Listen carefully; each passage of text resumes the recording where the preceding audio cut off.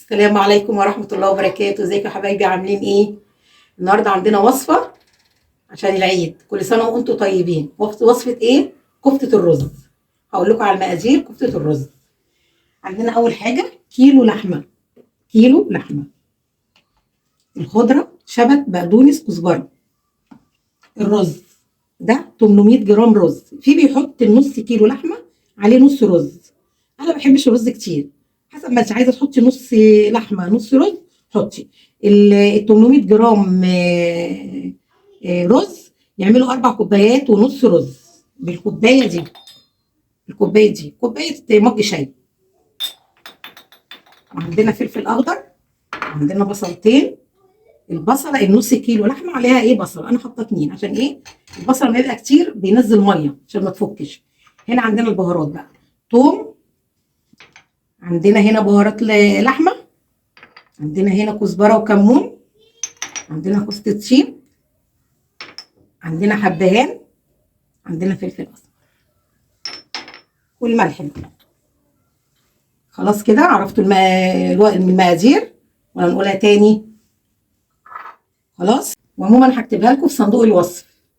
ماشي يا حبايبي؟ ماشي. هنجيب الكبه. اول حاجه هنقطع البصل. ماشي.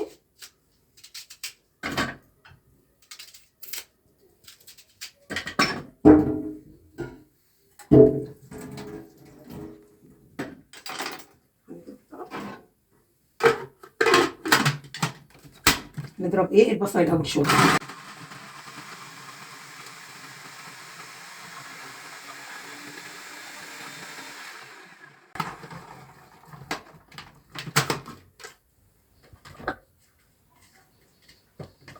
كده ايه، بنحط البصل الاول عشان يتفرم فرم كده.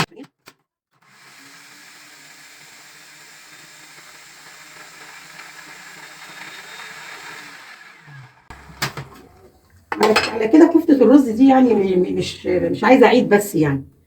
عيد غير عيد، واحده شيء يعني شغاله تيجي تعملها، تجهزها، تحطها في الفريزر، تفرزها، تبقى سهله بالنسبه ليها. كده حطينا الخضره اللي هو الشبت، بقدونس، كزبره.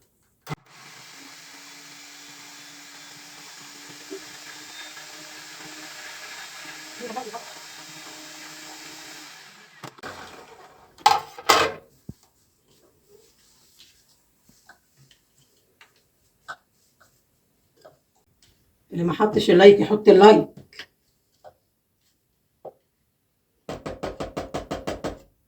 كمان مره نحط ايه اللحمه حبه حبه.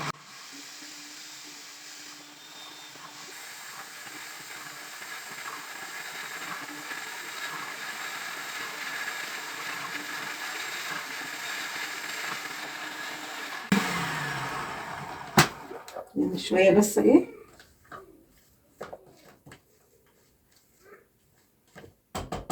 والله من ريحتها جميله. ولسه كمان بقى البهارات اما تتحط.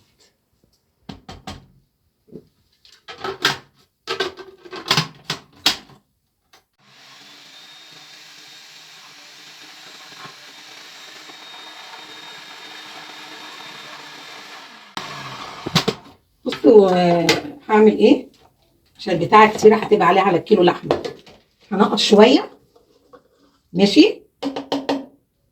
شدولها تفضي نص الكميه ونكمل عشان البتاعه تقيله على الكبه. كيلو مش هياخدها عشان لسه.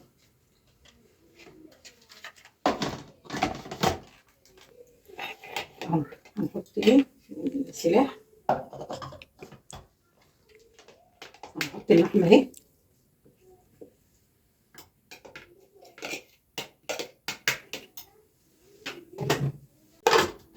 شغل بقى ساعة الكبيرة بس. الفلفل الأخضر.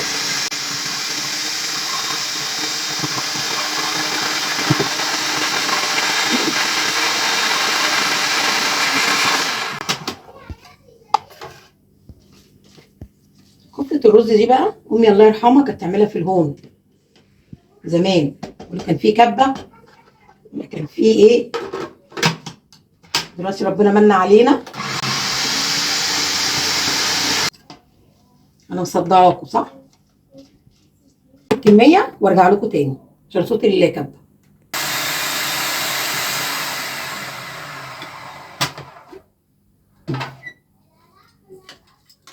بصوا كده،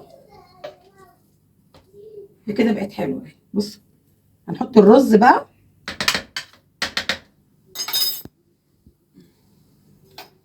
نحط ايه عشان ايه دي هنعملها على 3 مرات. هنحط شويه الرز كده نكمل كده وهرجع لكم تاني.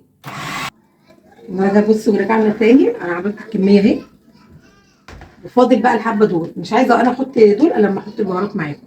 ماشي.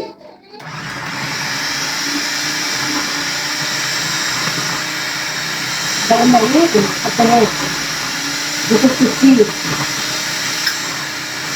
كمون وكزبره. فلفل اسمر، ثوم،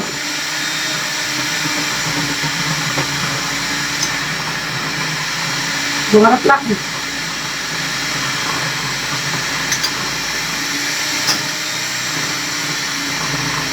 حط الملح،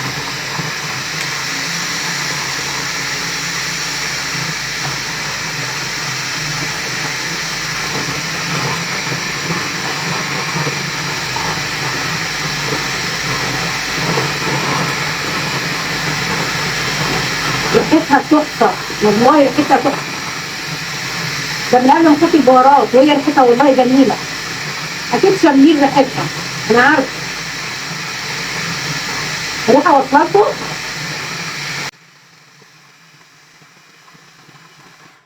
كده خلاص.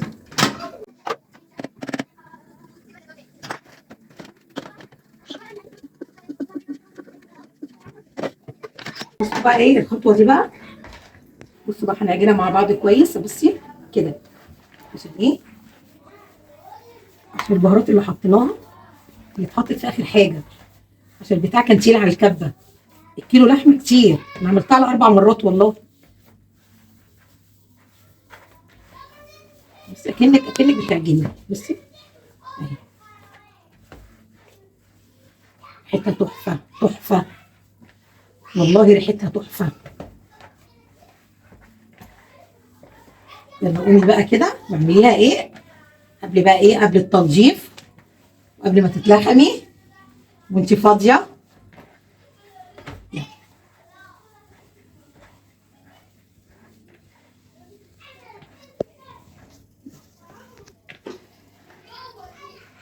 وربنا يا رب يحسن ما بين ايديكم وان شاء الله هتطلع منكم حلوه. انا عارفه،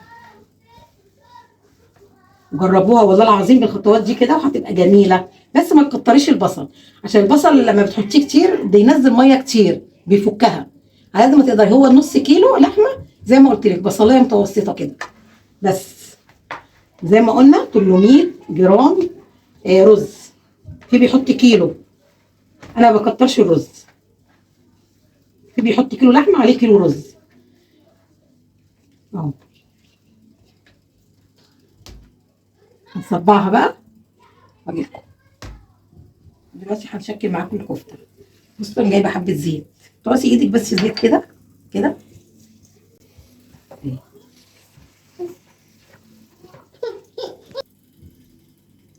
هي بتكش شويه.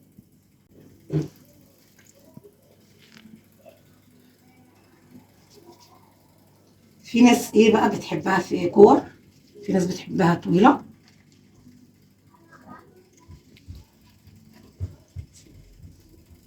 بصوا والله جميله والله، ريحتها تحفه تحفه، عايز تتاكل كده نيه.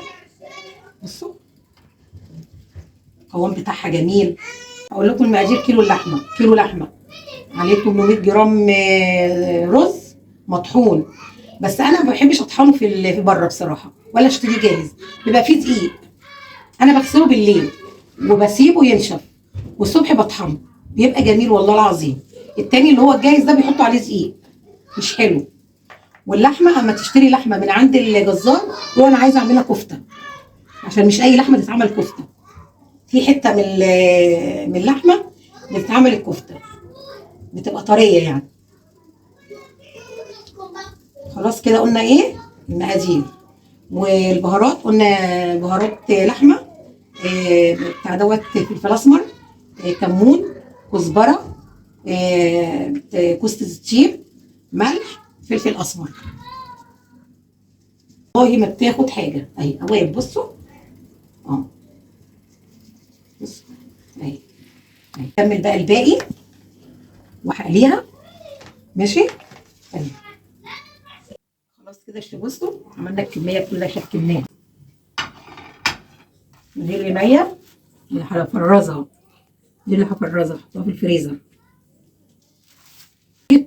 ترصيها بص انا حاطه ايه كيس ما بين ده وده، بص شايفين؟ استنوا مش فاهم بص اهي عشان ما تلزقش منكم، عشان لما تيجي تطلعوها وتقلوها تبقى الواحده بوحدتها اهو. شايفين؟ بصوا بقى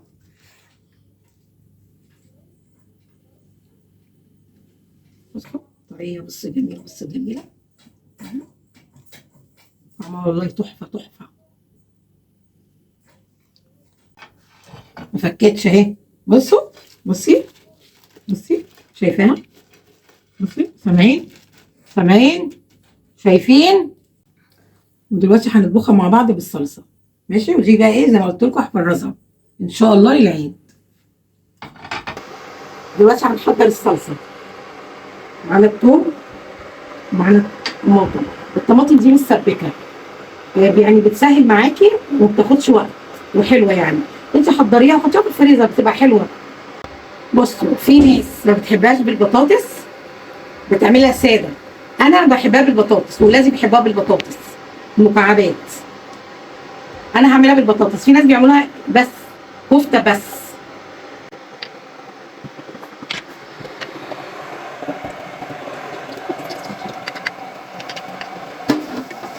انا بحب اخرط الثوم، في ناس بيحطوا بصل، انا ما بحبش البصل، بحب الكفته بالثومه. جربوها هتعجبكم بالثومه والله او جميله. بص هنعمل الثومه لغايه ما تصفر، ما تحمريش الثومه قوي تبقى ذهبي. تحطي حته سمنه كده حلوه، وفي ناس برضو بتحب تعملها بالزيت حسب وانتي ورغبتك، تعمليها بسمنه اعمليها، عايزه تعمليها بزيت اعمليها، والاختيار ليكي. الكفته دي بقى تتاكل معاها ايه؟ رز ابيض مش بشعريه. الرز الابيض بيديها طعم احلى.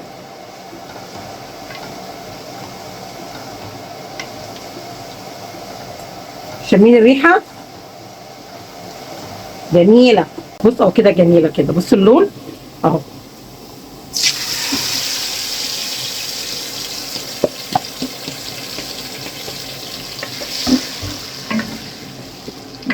نحط بقى فلفل اسمر عليها عشان نحط الملح،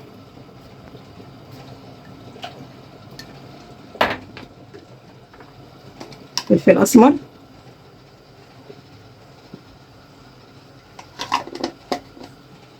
تسبك شويه بقى. نحط الكفته، اما نيجي بقى هنحط الكفته الاول، بعد كده غلوه نحط البطاطس عشان اللحمه بتاخد سوا شويه، لكن البطاطس ما بتستحملش، هي دوبك غلوه. عايزه اقول لكم حاجه بقى، انا بحب احط البطاطس على الكفته عشان دي نشويات ودي بروتين، ولو عندك اولاد هتبقى حلوه لهم، هتبقى وجبه كامله. بس هنيجي نعمل الرز اللي هو ايه بتاع الكفته. هنغطي الصلصه تتسبك بقى.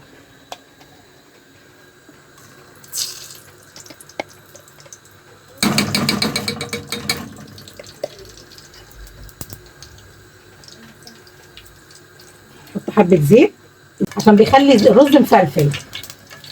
انا غاسله الرز ها.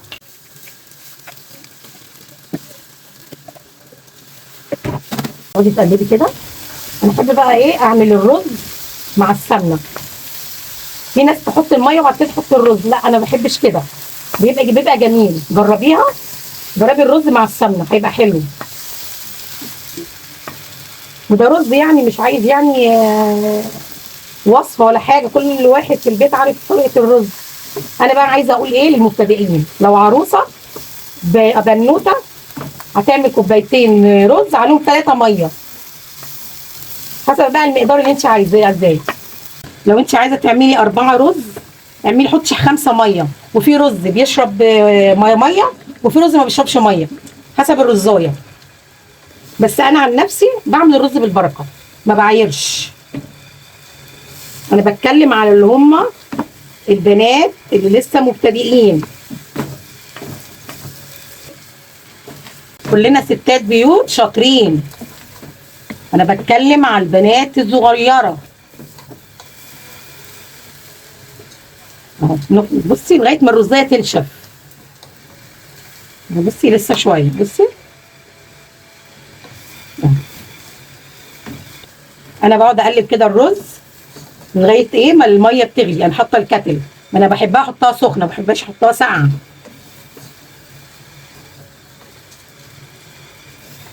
تفضلي تقلبي كده لغايه بصي اهو. اهو بصي هيفلفل اهو، بصوا اهو. شايفين؟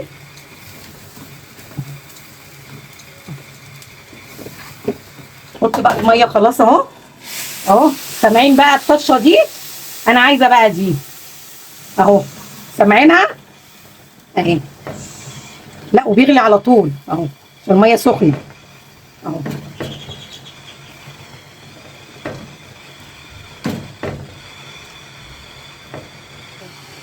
كده نحط الملح اهو بيغلي، وهنحطه بقى على على نار هاديه اهو. هنحطه بقى يغلي شويه، نحطه ايه على الشياطه وعلى نار هاديه، هنوطي عليه بس يغلي شويه. بصوا كده، بصي استبكت اهي. هنمرق بقى ميه، نحط ميه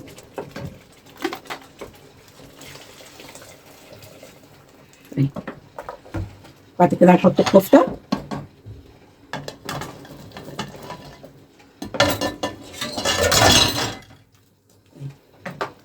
غلوه، غلوه واحده، وهنحط البطاطس. بصوا خلاص كده زي ما قلت لكم اهي. بصوا اهو يا دوبك اعطيتها ايه غلوه اهي. بص كده البطاطس اهي اهي اهي. برضو البطاطس تستوى بقى وكده خلاص هطفي عليها اهي اهي. خلاص. والرز معانا تاني شايفينه اهو. كده خلاص الكفته استوت اهي اهي. هنغرفوها مع بعض. بسم الله.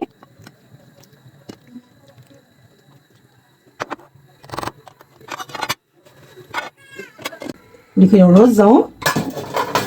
بصوا بصوا بصوا بصوا مفلفل ازاي، شايفين اهو. بص شايف اهو، بص شايفين الرزايه.